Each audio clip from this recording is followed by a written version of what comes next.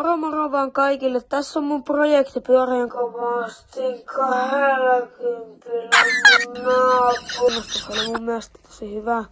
Siis mä otin tästä vähän ylimääräisiä osia pois heistä ja tuo penkki on vähän mitä on, mutta en mä sitä kuitenkaan kauaa käytä ja jousekin ihan ok ja tämmöstä. Tällainen joo. Ihan ok. Tossa.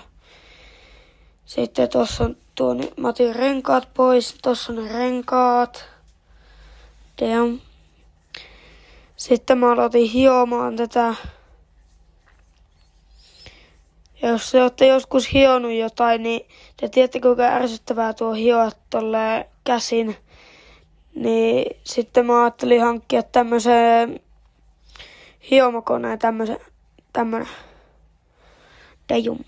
Tuo oli hyvä, tämmönen Barksidein. Mikä tuo nyt olikaan, joku. Oota, mäpä katsoin tuolta.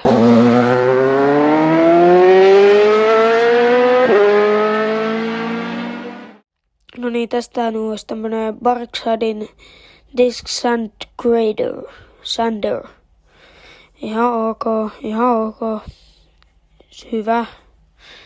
Sitten mä ostin tämmösiä porakoneen päätä, että saa semmosesta pikkuväleistä. Sitten tässä on tää porakone. No niin, ja sitten kun oltiin hiottu, niin ruvettiin spraymaalaamaan. Eli tässä mä laitan pohjamaali off camera, mutta tästä nyt on tämmönen musta siitä tulee. Ja tässä nyt mä maalaan tätä. Ei.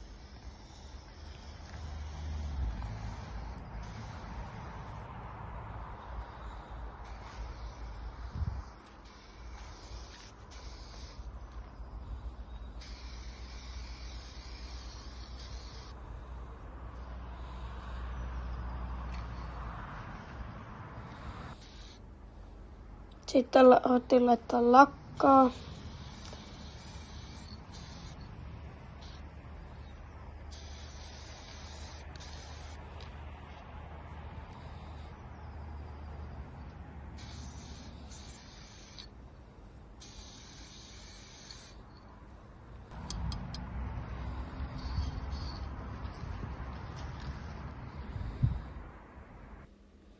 No niin, nyt ollaan maalattu ja ei muuta kuin katsoo seuraavaa videoa.